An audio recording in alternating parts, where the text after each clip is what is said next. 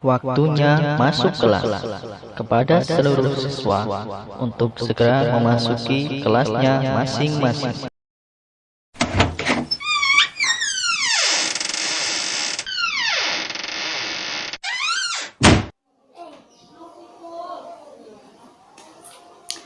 Assalamualaikum warahmatullahi wabarakatuh.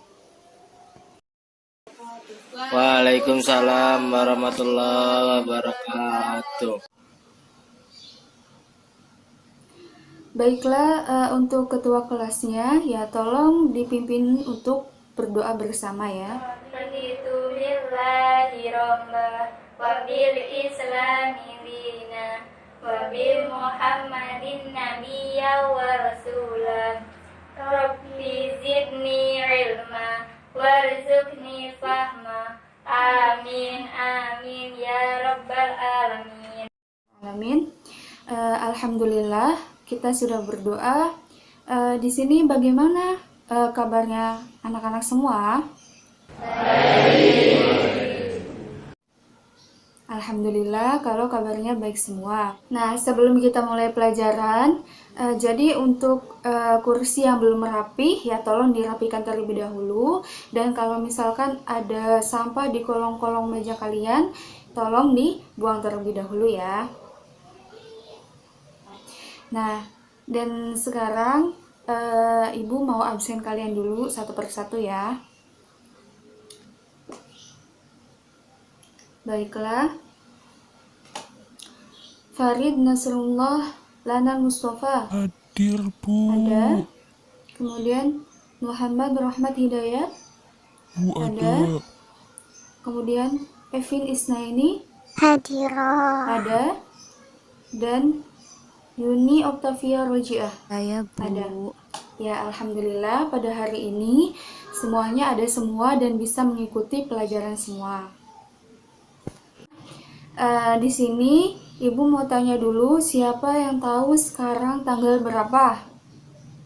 Ya, benar ya. Tanggal 27 April 2020 yaitu bertepatan dengan tanggal 4 Ramadan 1441 Hijriah. Sebelum memulai ke pembelajaran, Ibu mau tanya dulu siapa yang masih ingat dengan pelajaran kita yang minggu kemarin kita pelajari? Siapa? Acungkan tangannya. Oh ya, Evin Isnaini. Mbak Evin silahkan dijelaskan kemarin itu kita ngebahas apa sih? Ada pertanyaan. Oh baiklah, ya benar banget ya. Jadi kita itu kemarin membahas tentang tata krama ya ataupun adab ketika bertamu maupun ketika menerima tamu. Benar ya? 100. Sebelumnya Ibu mau tanya dulu.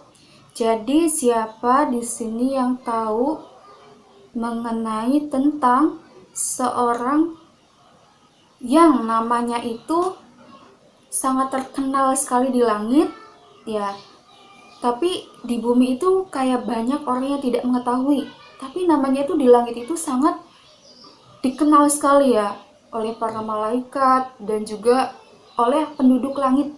Siapa yang tahu? Gak ada? Oh baiklah. Selain itu beliau juga adalah seorang yang dikenal sangat berbakti sekali kepada ibunya. Ada yang tahu? Oh tidak ada. Nah baiklah ya. Nah beliau itu ya yang akan kita bahas hari ini yaitu tentang kisah meneladani kisah Uwais Al-Qarni. Di sini Ibu juga mau bertanya kepada kalian, siapa yang tahu tentang wanita yang ketika hidup di dunia ya atau selama hidupnya sepanjang hidupnya itu tidak pernah mengalami ataupun tidak pernah merasakan yang namanya datang bulan ataupun haid? Siapa? Oh ya, benar sekali, Mbak Evin lagi. Ya, yaitu siapa? Sayyidah Fatimah, Bu. Fatimah Az-Zahra. Nah, baiklah. Jadi hari ini kita akan membahas tentang dua tokoh tadi. Ya, yang pertama siapa? Uwais Al-Qarni. dan yang kedua yaitu Sayyidah Fatimah Az-Zahra.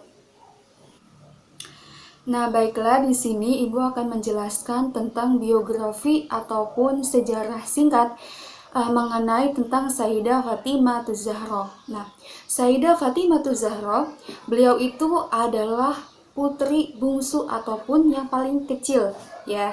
Di antaranya sebelumnya itu ada saudara-saudaranya yang telah mendahuluinya, itu ada Sayyidah Ruqayyah, kemudian ada Sayyidah Ummu Kulthum, dan juga ada Sayyidah Zainab. Nah, kemudian ada yang laki-lakinya yaitu Sayyid Qasim. Beliau itu Sayyidah Fatimah Az-Zahra dilahirkan di Mekah pada tepatnya 20 Jumadil Akhir ataupun 18 tahun sebelum hijrahnya Rasulullah Shallallahu Alaihi Wasallam. Nah, selain beliau itu terkenal dengan kesederhanaannya dan juga terkenal dengan orang yang dalam kehidupannya itu tidak pernah ya neko-neko atau berfoya-foya ataupun sampai pernah kekurangan untuk kehidupannya, ya untuk membeli makanan. Nah, selain Sayyidah Fatimah Az-Zahra itu adalah orang yang terkenal sangat sederhana, beliau juga merupakan orang yang benar-benar pintar, ya ataupun cerdas sekali dalam hukum Islam. Ya, wanita yang sangat agung dan juga wanita yang terkenal sangat cerdas sekali mengenai hukum Islam. Nah, buktinya Sayyidah Fatimah juga banyak sekali meriwayatkan hadis. Sayyidah Fatimah juga merupakan salah satu tokoh dalam bidang kemasyarakatan, ya. Nah, kemudian juga beliau itu adalah orang yang terkenal sangat sabar, kemudian juga akhlaknya sangat baik dan juga terkenal dengan kemuliaannya.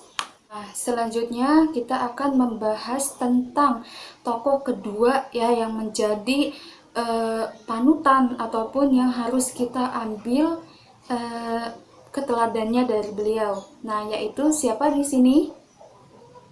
Ya, benar, yaitu Uwais Al-Qarni. Nah, Uwais Al-Qarni, beliau itu adalah seorang laki-laki yang berasal dari Yaman, tepatnya itu di daerah yang namanya Qarn, ya, sesuai dengan namanya Uwais Al-Qarni. Nah, kemudian juga beliau itu adalah keturunan dari kabilah Murad. Nah, kemudian juga Uwais Al-Qarni itu sejak kecil ya hidup sama ibunya, ya, karena memang di sini dalam satu riwayat bahwasanya ayahnya Uwais Al-Qarni itu sudah meninggal, ya, ketika beliau masih kecil. Nah, bahkan di sini juga ada salah satu riwayat yang riwayat bahwasanya Rasulullah itu pernah bersabda bahwa Uwais Al-Qarni ini adalah merupakan pemimpinnya para tabi'in. Masya Allah sekali, ya. Nah, jadi pelajaran yang bisa kita ambil dari kisah Uwais Al-Qarni itu, selain beliau itu adalah orang yang selalu hidupnya itu dihabiskan untuk menjaga ibunya, kemudian juga dalam kehidupannya itu ya selalu banyak sekali merawat ibunya, kemudian ya kasih sayangnya itu sangat besar sekali untuk ibunya. Beliau juga adalah orang yang sangat sederhana. Ya, artinya itu bukan orang yang bergelimang harta, nah, tapi sangat sederhana sekali. Nah, selain itu juga Uwais Al-Qarni itu terkenal dengan orang yang sangat sabar, kemudian orang yang sangat ikhlas sekali terhadap ujian-ujian yang Allah berikan. Nah, jadi Uwais Al-Qarni ini pernah menderita yang namanya penyakit kusta.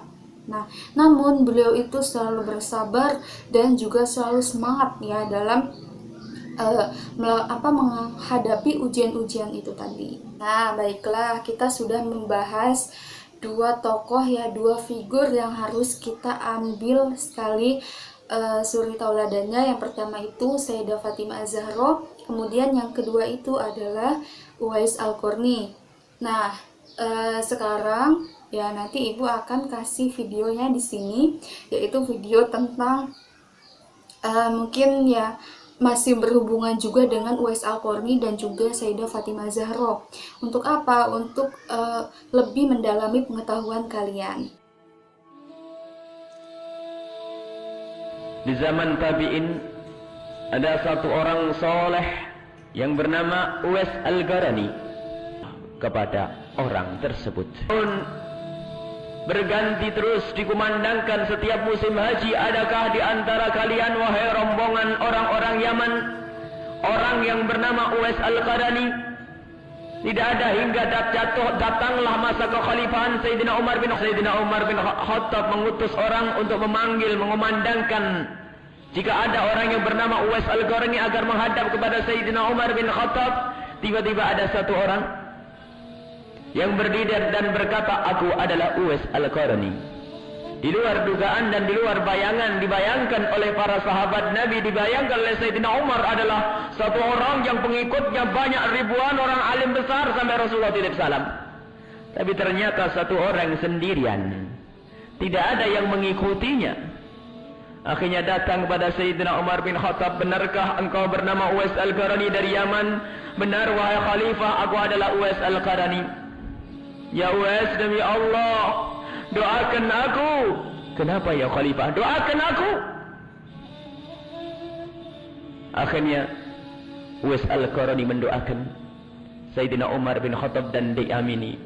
Lalu Sayyidina Umar berkata, wahai Uwais, ketahuilah yang menyuruh aku minta doa kepadamu adalah Rasulullah. Uwais Al-Qarani menangis, Rasulullah menyuruhmu minta doa kepadaku wahai khalifah. Iya, bukan saja sampai di situ, akan tapi ketahuilah wahai Uwais, Rasulullah telah titip salam kepadamu. Dijawab oleh Uwais Al-Qarani, alaika wa alaihi salam ya khalifah, dan dirangkul, menangislah dua. Aku tidak punya kelebihan apa-apa, aku orang biasa di Yaman. Oh tidak, engkau pasti punya amal. Dan selama ini engkau di mana? Aku di Yaman.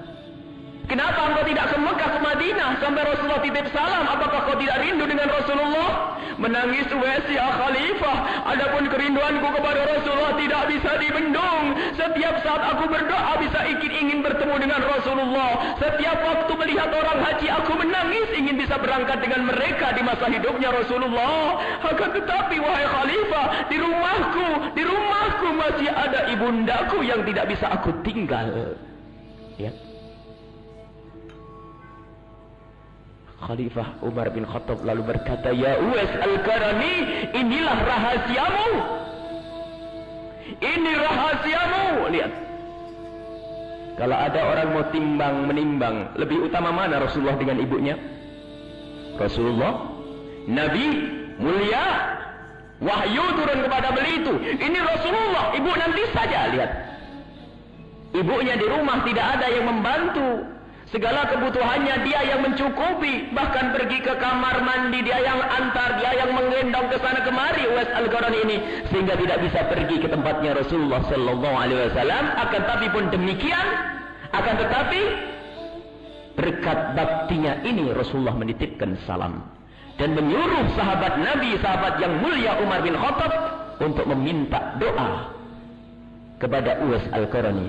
Subhanallah, agungnya seorang ibu, mulianya seorang ibu. Pada suatu hari, Rasulullah SAW datang ke rumah Fatimah. Beliau SAW melihat putrinya itu dalam keadaan bersedih, berlinang air mata. Rasul SAW bertanya, wahai permata hatiku, mengapa engkau bersedih dan menangis?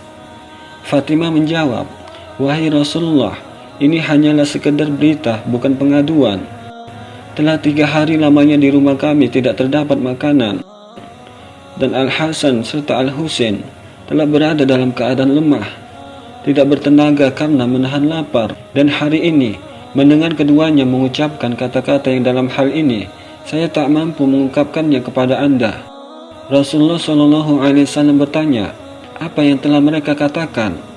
Fatimah menjawab, mereka berkata, apakah di dunia ini ada anak yang kelaparan seperti kita?